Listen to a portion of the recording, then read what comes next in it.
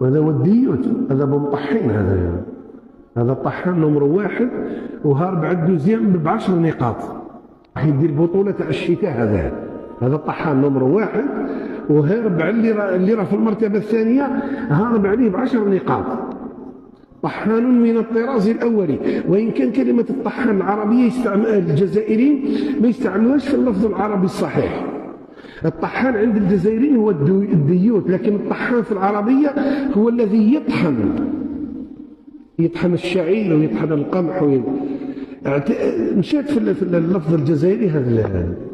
هل يتصور عاقل رجل يجي في وسط الرجال يخبر ما يفعله مع زوجته، ولا رجل يصف المرأة نتاعو للرجال؟ شيء محال هذا، وهذا من الدياثة.